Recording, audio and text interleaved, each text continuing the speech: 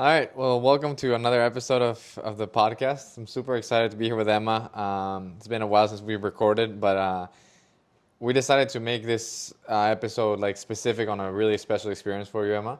Yeah. Um, because of everything that happened before, and then how meaningful this was for you, which was the tournament in the Dominican Republic, the 35K that you won, which you immediately said like this is the biggest tournament, like on paper, it's the biggest one you've ever won, even when you were like went pro originally.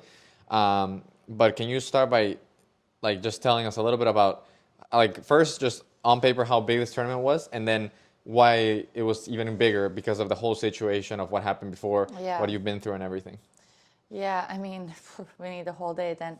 But I don't think a lot of people people that understand tennis really understand like how big of a deal this is, but also on a big scale where I want to be, then it's like I need more of these, Right. Yeah. But just it's huge. It's honestly huge, and it means like so much to me because so I started playing pro again in my first tournament was April 2024. Okay. Okay. But my last tournament before that was December 2016. Wow. Okay, that's like 7.5 years later. Yeah. Okay, 2 kids later, and not playing at all. 7.5 years. I mean, I coached, but I did not play anywhere like so professionally. And a lot of people, when I like came back, I had a lot of people that support this journey, and this my comeback. A lot of friends and a lot of people. But it was mostly those that don't know much about tennis. Right. Yeah. It's like, go for your dreams. Yeah. Like Alex in the last podcast, we talked about it a little bit. Like, go for your dream. You got this. You can do it. But it's like, people that actually know tennis are like, what are you doing? Yeah. Why? Like, this is like impossible. Right. But like, I have this like deep inside of me, like this calling, this desire, like that I know, like I never reached my full potential in tennis. Right. And I don't know what that is. Maybe that is to be 460. That was my highest ranking. And then I just got to 590 after this win, which is actually like pretty cool. Yeah. Like a lot of people like. Yeah, it's a crazy ranking. Yes. Yeah. And I don't know, I'm like 400 something in doubles too. That's in a year of me playing, right? So I won this tournament. This was when was it? June 2nd. Castle Flex of So this is the trophy, okay, guys? Can we talk about this trophy? So I don't know how many of you like understand how tennis works. Do you understand how ITF and WTA? Yeah, I get a pretty I've gotten a better understanding. Yeah, so you what start played. with 15Ks, 15K, 35K, 50K, 75, 100, 125, then 250. And it's WTA from 125 up. 125 correct? up. But for guys, for challengers, ATPs from 50K and up. Yeah. Okay. So they say they play challengers from 50 and up. I see. But for girls, it's like everything is ITF until 125, which I still don't understand why that works like that. Anyways, so me winning that 35K, the biggest one that I won, so before when I played, there wasn't 15Ks, there was 10Ks. Okay. So my biggest wins before that were 10Ks. Like right before I came to college, I won my 10K in Croatia. I beat Donna Vekic in the final. She's, I don't know, top 30 in the world or top 20, I don't even know. So before that, I played 25K. I got like the most I got to 25K was semifinals. I beat Anna Kalinskaya 2 times. Wow. I won, I played doubles with her. We won 2 doubles titles with her, and you know where she is now. So anyways, that was like before college. Right. So a lot of people were like, anyways, like, why are you, there's no way, you're too old, you haven't played. But I know I can do so much more. I don't know what that means. I don't know what that is, and I don't want to regret that I talk about this so much. But anyways, this 35K, I remember going into this tournament, okay? And this is the mindset stuff that we're going to talk about. I was going into this tournament and I literally talked myself into winning it. I swear, like I was delusional from day one.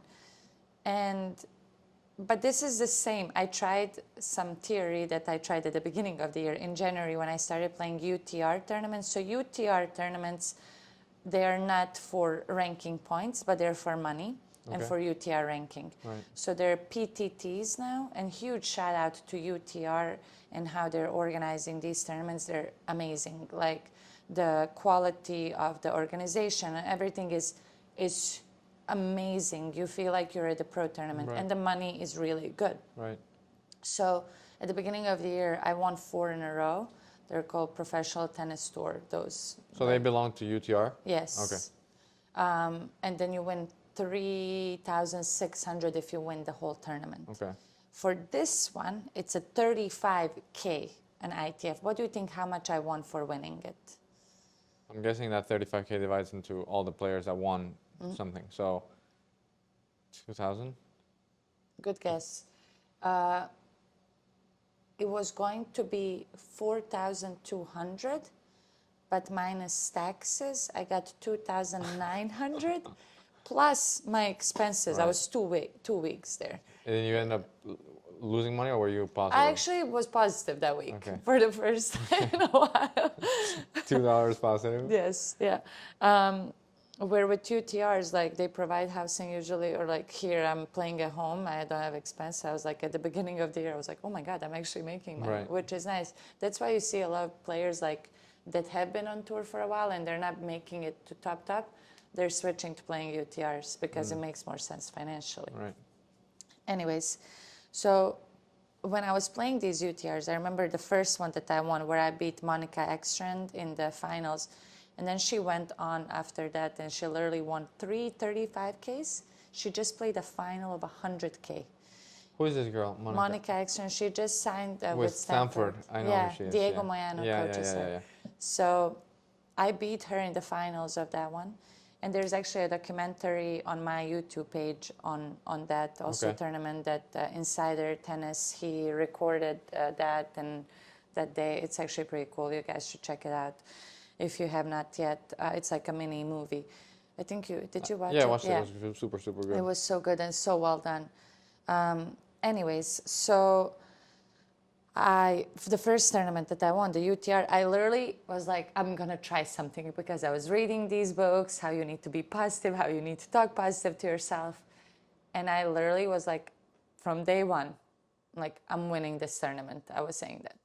And everybody was like there, like laughing. I was like, okay. And I never won that PTT before, and I wasn't the favorite to win. Like I wasn't with the highest UTR or anything. And literally one match at a time, and the matches were tough. I won a tournament. I was even in the finals. I was losing 4-2, 40-15 to Monica. And I won, I think, 7-5 in the third. Anyways, I was like, let me go to Dominican Republic. Because before that, I didn't even practice that much. I was injured, like with my groin. It was hurting. I wasn't full, I'm like, let me test it, see if it's going to work again. So this was the second time that you did this? Yes. Wow. And I don't know why I didn't do it before, because I'm like, eh. And I love the energy there, this tournament. I like made friends with the stringer, with, the chair umpires, with like, I don't know, people, the organizers, the physio, the people in the lunchroom, like, I don't know, just everybody. I was just like making friends with everybody, good vibes. And I was telling everyone from day one that I'm winning the tournament. Okay. And it was tough. It was really tough. The number one seed, she was like 200. Wow. And before that, she just won 235Ks. The second seed was like 220. So the tournament was really strong. And I'm like, what? At the time, I was like 900, Wow. And one match at a time. And I remember I played the first seed, like quarterfinals or round of 16.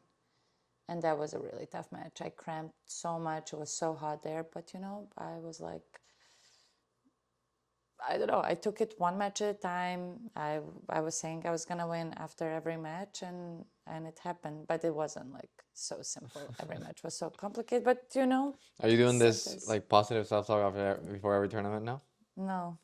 It almost feels like it's such a powerful thing that you don't want to overuse it. You know, Yes, it's like I don't want to waste it yes, because if I feel like if you yes, use it one more yes, time and it yes. doesn't work, then be like, oh, it's done. Exactly. So it's That's like you so have to almost save it. true. Yes. But like, when do you know when to use it? I don't know. I don't know. Today's video is sponsored by Lucky in Love. Gone are the days of ladies' golf and tennis apparel that all look the same. Lucky in Love is ushering in a new age. The high-end women's apparel brings options fit for the modern, expressive woman. Partake in the ultimate luxury and shop Lucky in Love for your new favorite fashion items for women. Also, super exciting news. You can now shop my collection with Lucky in Love. Designing this was such a dream, and I'm so proud to share it with you. And use code EB20 to get 20% of your next purchase. I don't know. Or here's my theory: it's more not like a conscious thing of like, I'm just gonna say like, oh, I'm gonna win the tournament, like, because then everybody would win. Like if that was so simple, I know. maybe it's more of like a feeling, like a gut thing. Like it's almost like your subconscious is like, this is the one. Like Yeah. you know, like everything led to you. It wasn't like you won because you talked yourself into it. Like it's not. You were obviously prepared. You were training. You had the mentality. Like you know what I'm saying? It's not a magical thing, even though it might seem like it. I do feel like it's obviously the byproduct of a lot of work, a lot of commitment, a lot of mental work, a lot of belief in yourself, like a lot of discipline on your routines, on your nutrition and everything. Of course. And then it's yeah. also like your own conscious mind is like, Yeah. we're doing this. Yes. So then you yeah. manifest, you know. But I don't think it's that simple as, because like there's a lot of things about positive talk, but trust me, like I've proven, I'm like, there's times that you're like mad or like you haven't trained. You're not gonna play well if you're like, Yeah. I'm gonna do amazing. I'm gonna beat this kid. I'm gonna be like, well, it doesn't work that way. You It have to doesn't. back it up with work. Obviously, I put so much, a year. Like it took Exactly. me a year since I started playing tournaments again to get to, you know, it's so much, like you said. Yeah. But that's so funny you said that, because now I'm like, when do I use it? Because I don't want to use it again. And then because there was the second week that happened there and I didn't do it. You know, I was like, so there was 2 weeks in a row, right? Two Okay. weeks in a row. So once I finished the final on Sunday, You won the first one then. so I won the first week. tournament. Okay. So I finished the final on Sunday, and then Tuesday was the second week in the first And you round. didn't do it. You didn't do the And mentality. no, I won the first round. Then Wednesday, but I didn't play well. I put so much pressure on myself how I need to win this one too, right? And I didn't do the self-talk. I was self-doubting myself, you know? I was literally like, I don't like, oh, what if I don't do it now? Everybody's gonna say that that was lucky, you know? Like I put these thoughts in my head and I played so bad, so bad. I won my first round like 6-4 in the third, but I felt awful on the court. I was like, why are you doing this to yourself, Emma, again? Yeah. And then the second one I played against the second seed. I lost 7-6 in the third, but I made like again 20 double faults, you know. And before, the week before, I was averaging 4 double faults per match, you know. So I just got so much in my head that it's just insane. So it's really like it's a torture. You can't know? just I know exactly what you mean. So now it makes more sense. It's like it's not only like you talking yourself into it, but also like believing it. It's really more about what you believe than what you Yes. say. Because if you Yes. believe you're like, I'm not really Exactly. prepared for this, Yes. or as you said, like I'm doubting, but I'm Yes. saying like I'm good, it's not gonna work. can't. You know? So you're it's like so your right. belief that Yes. is the Yes. thing that really matters. You're so right. So I think I had this gut feeling that That's I interesting. trusted it. Yeah. And I was like, I have this good gut feeling. I'm just going to say this to myself this whole week. And I did. But for example, I couldn't say it the following week because I didn't have that Because feeling. you can't really you can try to lie to yourself, but That you can't. doesn't work. It's not gonna work. No, Yeah, you even have if you to were saying it, truly- maybe yes. you would have played the same. You'd be like, no, I can't do Yes. it. But you're inside, you're like, Yes. I'm nervous because I don't want to like disappoint people, or I'm gonna, Exactly. you know. So And it's so funny because it should be the opposite, because I should have all the confidence because I just won the tournament and I'm playing on the same courts. And these girls are playing me, they're like, oh my gosh, you just won. Right. You know? but it's crazy how much we like hurt or help each other with the own self-talk. Like And I talk self-sabotage about almost. this so much. Like I woke up this morning, for example, in such a good mood, right? And yesterday, awful. Or like, and I then wonder it why. shifts. And then because I was going to see you today, but no. And I was just thinking about it as I was like making you breakfast. I was like, it's crazy how I'm the same person as I was yesterday, Yeah. right? I'm the same, nothing or whatever. But my mood, my energy depends so much on how I talk to myself. And I feel like this is with everybody, Right. you know? That's why we have to be kind to ourselves, the way we talk to ourselves, because that's just, I mean, at least me, and I know actually a lot of other people that struggle with this. So I'm learning, and I have to keep reminding myself. And that's why I do all these podcasts. That's why I do all of this mental and talk, because it helps other people, but honestly, like it helps me. I have to, am I go back and listen to what you said? And you even tell me this sometimes. Am I go back, like listen to what you said when I start being negative? Yeah. You know? Yeah. I mean, we've had this conversation, not in the podcast, but like before, of how it's very different what we're like the speed and the things that we're telling ourselves in our mind, that when we speak to someone else, or we speak into, like, we speak it out loud, it almost gives you a lot of clarity on things. You know what I Yes, mean? Like, exactly, it's almost like yeah. everything's kind of messy. But sometimes writing or saying things, as you said, maybe, like, I don't know how exactly it will happen in the Dominican Republic, but maybe like everything was more clear. Like, I'm gonna do this. Like, Yes, period. You know, there's no more like, exactly. but what if this? But what if that? And that's Yeah. usually, I feel like, for most people, our like voice in our heads is a lot more like this, and worried and fearful and stuff like that. So sometimes, kind of like, all right, let's settle this with like a higher voice that is projecting it in a podcast, or like whatever your platform is, or sharing it with a friend or something. I think really helps to Totally. clarify and calm things down a little bit. No. Yes, yeah. Yeah. And can you can you describe the winning moment? Because you posted a reel, which was like probably the most authentic thing Yeah. I've seen. Like, it's because I think everything we do, like, we recorded and you've recorded and posted on Instagram, is very authentic. Like, you show kind of the full journey, but at the same time, it's like you do want to make it presentable and like in a format that is good for YouTube and whatever. This was just like raw footage of someone recording you, Yeah. like your feelings and how you felt when the winning moment happened. So, like, what went through your mind right before, like, when that moment was getting so close? Because I feel like this can also be educational for people to, like, when you're under pressure, right? Like, there's so much on the line. What goes on through your mind there, and then after, it's like the relief, what went through your mind after, and like the hours after, and the celebration? Like, what was the mental process throughout the whole thing? Oh my God. It was such a roller coaster. I don't know if you remember, but like, so I was up 6-2, 5-2, and she was serving love 40. Okay? And I'm literally like returning. I see like people are like recording, and I'm like returning. I'm like, oh my God, I'm gonna celebrate this, you know, like, what am I gonna Also, you were thinking about already. Yes. You were already thinking about. celebrating? Yeah. I'm like, oh my God, I'm gonna win this tournament, you know, No like way. it was like so many thoughts are going through my head. Like, come on, you know? And I remember she served a really good big first serve, and then I like barely return, and she hits a forehand winner. And I'm like, okay, whatever, it's fine. Like, I'm still like, I mean, it's 5-2 and 15-40. Come on. Right. I'm returning here, and she hits like an ace there. I'm like, seriously? You know, Oh, in no. my head, it was Yeah. like, okay, because she's a big hitter, you know, big forehand, big serve. And when it's going in, it's really like going in. And you know, when you're down so much, like she's down 6-2, 5-2, she was 40 like love, just and she's like, done. whatever. And but she should have just missed that. But okay, she didn't. And then 30-40. And I'm like I'm starting to get a little nervous at this point. Like, I'm like, okay, come on, you got this. And she hits like another, like she hit like T serve, like I went up, and then forehand down the line winner. I'm like, I'm like, okay, don't freak out. Literally all these thoughts now are starting to creep in, you know, and I'm trying to like fight it because recently, maybe a month before that match, I was playing against a girl that's top 200. I was up a set 5-3, 40-15 serving, and I lost the match. Oh my God. Yeah.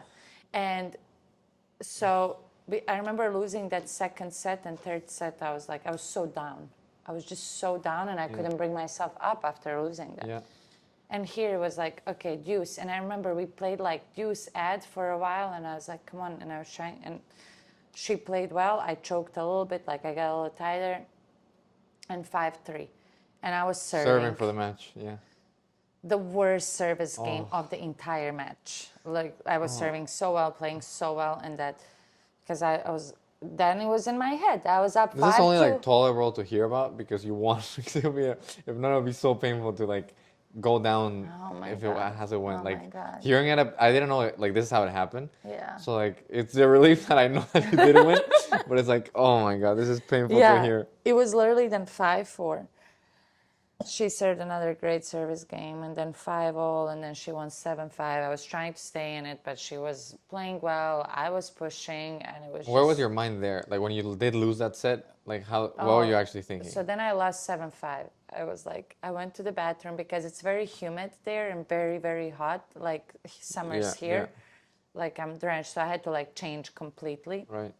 And I went and I changed, and I remember like going into the locker room, and there were a few girls there already, and the umpire is following me because they have to follow, and you're not allowed to get any coaching or anything. You all know how much time I spend on court, and having the right equipment makes a huge difference.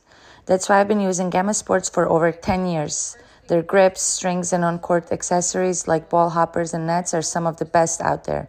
Whether you're training or competing, Gamma has the gear to keep you ready to play. Check them out at gammasports.com and use code EMA25 for 25% off your order.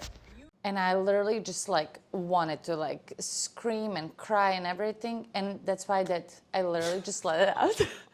I literally like screamed. I was like so loud, okay? And everybody's looking at me. I was like, and I was like, how are you 1 point away from winning the tournament, and you like can't close it out? Literally, like, it's like, I literally let it all out so loud that everybody was just like watching because nobody could say anything. Yeah. And I'm changing, and the referee is looking at me like she lost her mind, you know. But I needed it. I needed to let it out, and I literally went. I remember like going to the sink, getting cold water, and just splashing myself, and kind of like doing this. Yeah. And I literally like just went, and I was like, forget about whatever has happened. Don't think about the match that you just lost and you were up. Nothing. I literally would just like talk myself and like look myself in the mirror. You got this. Focus on 1 point at a time, and that's what I did. I went back, and I was so calm. I was literally so calm. Maybe I didn't have any more energy because I like screamed it all out. And I just took it 1 point at a time. I'm like, control what you can control. You want to walk off this court knowing that you gave it all and you have nothing else to give. Because in that match that I lost before, I wasn't like that. Third set, I kind of just like gave up, which happens to a lot of players. You lose like that. You know how hard it is to come back mentally? Right. And I was like, I just don't want to, you know how I say I don't want to regret that I didn't try? Like, I don't want to regret that I didn't give it all on the court. When people ask me, oh, how you like never give up, how you're doing this, I'm like, I want to leave it all out there, knowing that I have nothing else to give. Because the worst feeling is walking off that court and knowing like, you could have done a little bit more, you know? Yeah, and I feel like it was such a like you won it in like an Emma fashion, you know, like it's such a you way to win it because of how like your journey, and I think I told you this when you were playing still like tournaments in Boca and like smaller tournaments, on how like it's almost like a part of you, you know, like the fight part of it. Like it's been kind of like your story since you started to play again, and it's been like a grind and always like against the odds and having to grind out like super long matches and like against younger girls that maybe are more in shape at the time or something, and it's just been like a grind. So I feel like it was almost like meant to be that you won it like the in most like epic and intense and like tiring and exhausting and grind For way sure. possible, you know? For sure. And then it was crazy that it happened the same day as Roland Garros final. Yes. This I just found out today, and it's actually Yeah, insane yeah. because the exact same thing happened to Sinner. Like he was Yeah. up, what? It was like he was up 3 sets. Sorry, he was up 2 sets. It was 5-2 or 5-3. Yeah. 40 love. Yes. And then Alcaraz, and it was the same thing like that you was said the about the same. girl. He was like, he was done. Like I remember seeing that match, Yes. and I was like, he doesn't care anymore. Like he's done. Yes. Yeah. And he just started like cooking him. It Yeah. was insane. I But know. then you actually got the job. So done. mentally strong. Yeah, Sinner. We could conclude that. I feel like that's So a fair humble. conclusion. But it's actually crazy, like a It crazy is. coincidence. Yeah. It is. I'm going to drink my greens Nice. because earlier we were recording another episode, and so I made Arbonne, and this is a green. It's my daily routine. I drink these greens, and I'm gonna post everything in the description, and also you can go on my link tree or also on my Instagram in the bio. It's for gut health, it's for skin collagen, everything is in here. And I use this daily, but he finished my cup because he said it was too That's pretty good. delicious. Yeah, it's And pretty I good. also put Armra. I think my code is Emma Burgic. For this. This is a colostrum. I don't know how many of you understand what colostrum is. If you don't, Google it. It's like one of the most powerful things like that you can take for your body, for your immunity and health. So, and actually it tastes great. I take 2 or 3 servings of these a day and 1 servings of the greens. It's amazing. I mix it. And I drink that, and then also we have the Cure. Do you want more, or we're gonna have now? I'm okay. I had like This 2 is liters of it ginger. already. Yeah. This is But it is very good. electrolytes, very very good electrolytes I use. It's all natural, and actually it tastes really good for something that doesn't have any added flavors or any sugar. Okay, so that's enough for the ad break. Well, yeah. I mean, I feel like it's a story of this tournament that marked your journey of the comeback. Yeah. You know, it's a huge win, and Yeah. it's almost like there's milestones during the road that keep you going forward. Like Yeah. it's obvious that athletes that go in this like grind of trying to go pro, and if you're constantly failing, it starts wearing on you. You know, so I Yeah. feel like when you have little, and this one wasn't little, like it was a big milestone. Huge, yeah. It gives you, it's almost like a restart, like a reset of and a reboot of like this is possible. Yes. And what we were talking about at the beginning of like one thing is the things that you're thinking about and telling yourself and what you really believe. Mm-hmm. I think this win really contributed to your belief on yourself. Yeah. You know, like this, you can say as much as you want how good you are and like talk about everyone like, oh, I have the True. potential to be top 10 in the world. Yeah. You can say it everything you want, but like, can you actually do it, or do you actually believe you can do it? Yeah. So once you achieve something like this, it's not only proving to people but to yourself like, okay, this is not as crazy as it seemed to everyone, but like here I am actually doing it, you know. So Mm-hmm. Yeah. I don't know. I think it's a big milestone, Emma, for you, and like a big mark on your comeback journey. So kind of bring it back to the present. Can you just do like a brief like summary of where we're at right now? Where you are as like a person, how you're feeling, what are your plans, what are your goals? Have you set the bar higher, or like how have things changed after Dominican Republic and where we are like currently on your journey? Oh my God, that was 2 months ago. I feel like it was like a year ago. Really? I feel so too. I feel it was a long time ago. So everything is a lot of things going on in like your in tennis. I feel like you guys play so much Yes. that it's like something happens, but then a million things happen in the next 2 weeks. So it's like it feels like a years ago, but it wasn't really. It really does, and God, I think it's good that we're also talking about it today because it also took us 2 months to record this episode, and we wanted to do it right away, because I went to Europe. I went to Bosnia. Played beginning of July. I played this tournament in Bosnia, and it was actually a big tournament in Bosnia, and there were a lot of players. It was not for points; it was for money, Right. and it was a huge win for me. I won that tournament as well, and it was a big deal in Bosnia. It was whole thing, and shout out to Pyramid Cup. They organize such a great event. I mean, it was, I felt like I was at the WTA event, but for real, it was huge.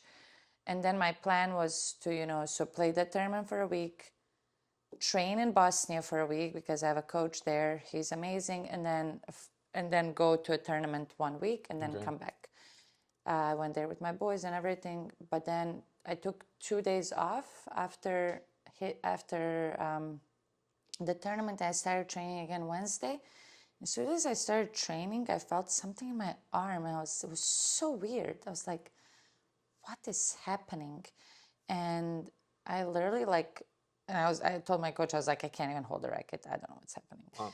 And then I looked down, it was like a balloon here. And then here was like so swollen. I was like, what's happening, Long story short, I did immediately the ultrasound and it showed a partial tear here in my forearm. I had a surgery here when I was 16 after I won my first 10K as a 16-year-old. And then, I went to Australian Open Juniors. I had a surgery here. So it was like same injury, which I was really like scared of. When that happened, I looked down, I was like, because I knew it's not something like my groin, like I can work with that. I knew this was like, So anyways, did an MRI, did ultrasound, checked it all there, and it was like partial tear here and then a severe tendonitis in this other part of my, like above the elbow. And they were like 4 to 6 weeks like that I can't play. And now it's been 3 weeks that I have not played at all. Literally like 3 weeks and 2 days, but who's counting? And I had like a little reality check this week when I got back here to the US because I thought because I'm doing like therapy, like a lot, like treatment every day on it, I'm like, if I can speed up the process.